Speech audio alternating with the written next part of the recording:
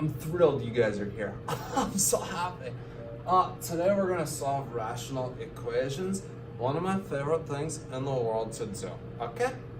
I tried to do a video like this earlier today, but it was crazy. I was wearing a green hoodie and, khakis, so it was a little bit different, but take a look at what happened earlier today. 3 times 4 is probably...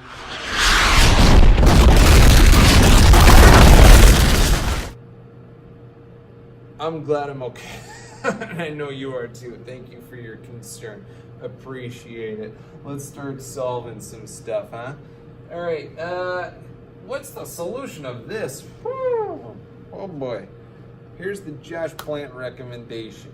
Multiply everything by a common denominator, and then it clears out all the fractions. Just like if you had a normal fraction equation, you multiply by the least common denominator, and all the fractions go away, and you're just left with regular terms. So 5/12 minus 1 over 2x equals 1 over 3x. We need a common denominator for all of these. So something that 12, 2x, and 3x can go into. I know they're gonna need an x.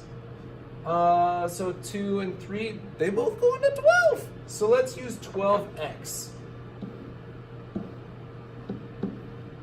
That's the least common denominator, or lowest common denominator. You can use things larger than that and they'll still go away.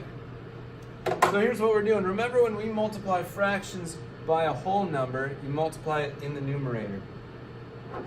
If I can, there we go. So 12x times 5 would be 60x, and then we got to divide by 12, which we'll do that next step. 12x times 1 is 12x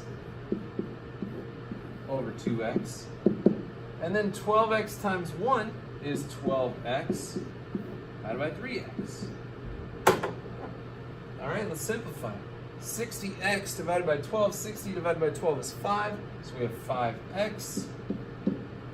12 divided by 2 is 6, and x divided by x, they cancel out. Over here, 12 divided by 3 is 4, x divided by x cancels out. Look at this! Huh? Huh? Huh? Oh.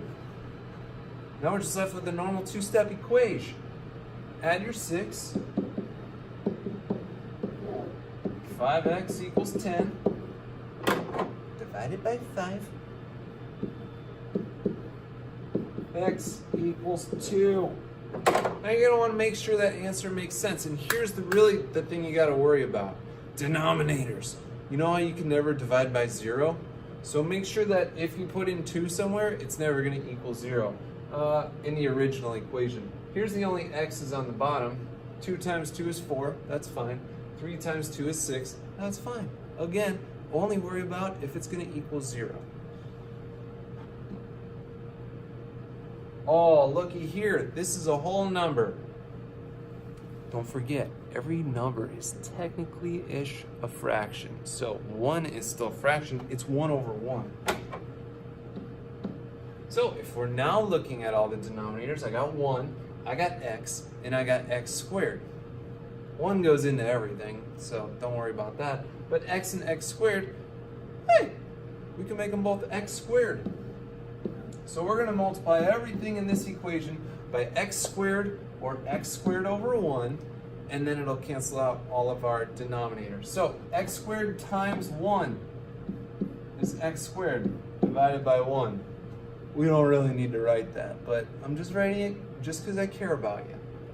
X squared times -1 is -1x squared over x, and we will simplify that in a moment's time.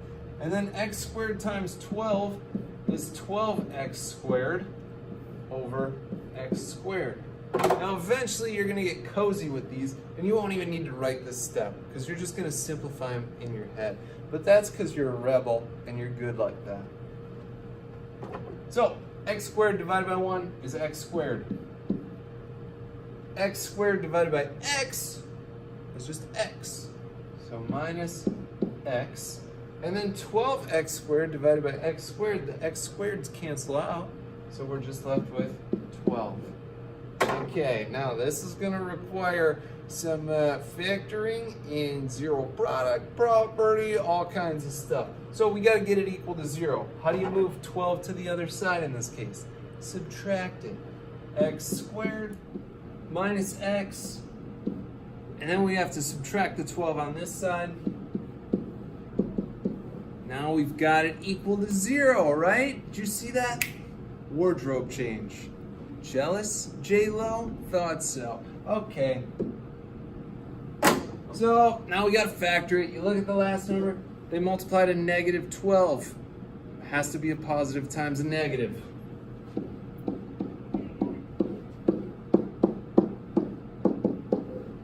So factors of negative 12 that add up to negative 1 have to be negative 4 and positive 3.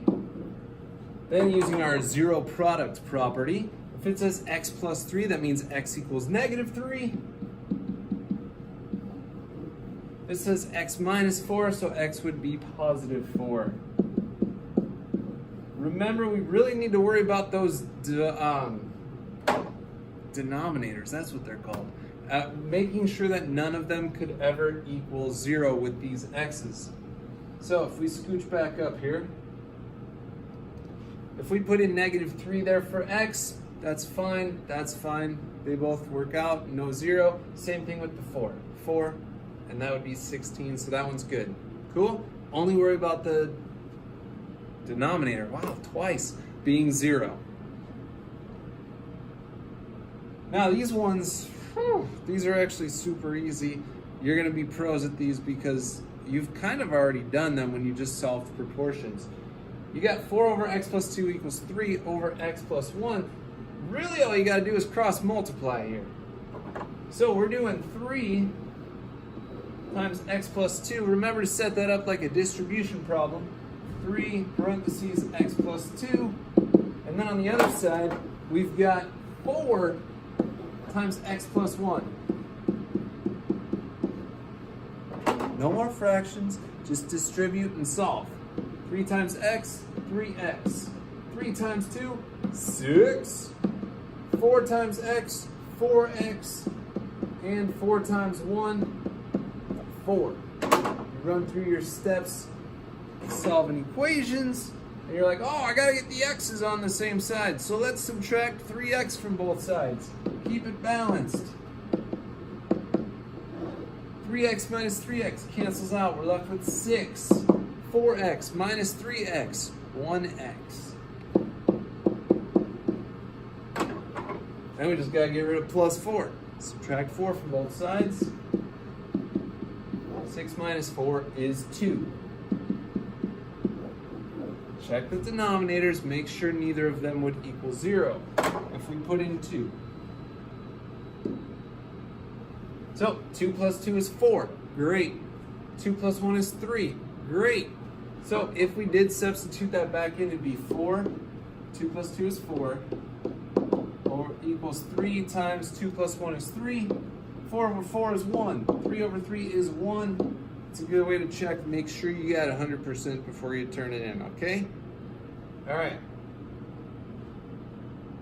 Now we've got some super nasties, okay? These are horrible, horrible equations. We're gonna multiply out all the fractions though in one step. Here's what I want you to do. Always make sure that your stuff is factored in the denominators, because that'll make it a little easier. We got to go with a common denominator. If you look at the denominators, we've got r plus 3, and we've got some r minus 2's there. So what we can do is we can multiply this whole equation by r plus 3 and r minus 2. Now the trick of this is, really, since one of these is going to be in the denominator, they would cancel out. So all you have to do is multiply the numerator by whatever is missing, whatever you don't see in the denominator. So this first fraction has the r plus 3, but it doesn't have the r minus 2. So I'm going to multiply the numerator, 1 times the missing stuff.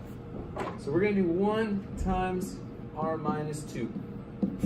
No fraction anymore. Here, our numerator is r plus 4.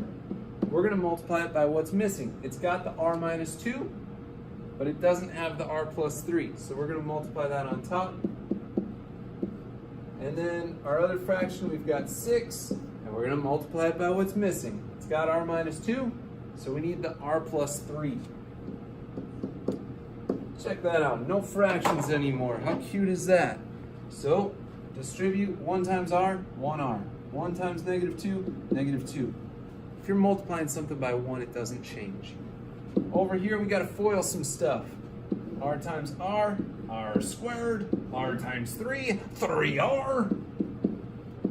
4 times r, 4r. And 4 times 3 is 12.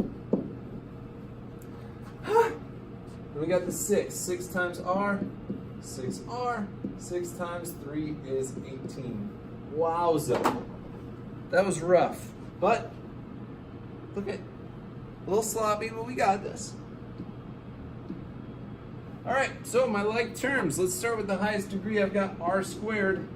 I don't see any other r squareds over there. Then we got our regular r's. That looks like an n, but it's just an r. 3r plus 4r is 7r. Plus 6 more r's is 13 r's.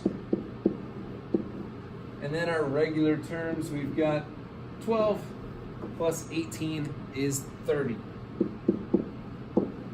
Over here, we can bring down our r minus 2. And let's get it to equal 0 so we can do the factoring and zero product property. So how do I just get rid of an r? We subtract it. But we got to do it on the other side as well. How do we get rid of negative 2? Add 2. Do it on the other side as well. So now I've got 0. Bring down our r squared. 13r minus 1r is 12r. And 30 plus 2 is 32. All right, now we got to think, what factors of 32 add up to 12? Remember, factors are numbers that can multiply into 32. So it could be 1 times 32, it could be 2 times 16, it could be 4 times 8, and we're only using whole numbers on this. So 4 and 8 give us that middle number 12. So it'd be 0 equals parentheses r plus 8 and r plus 4. If you had the r plus 4 first, it doesn't matter. Zero product property, r plus 8, r equals, what'd you say? Yeah, that's right, negative 8. R equals negative 8. And then r plus 4, what's that? Okay. Negative 4. Cool. Double check. Make sure the denominators would never equal 0 if we substitute in negative 8 or negative 4. Negative 8, negative 4. Perfect. Really all you need to worry about is r plus 3, so r could not equal negative 3. That would be a problem. R minus 2, r could not equal positive 2. That would be a problem. Which neither of them did. So we're good. Okay? That's all I got for you, bros.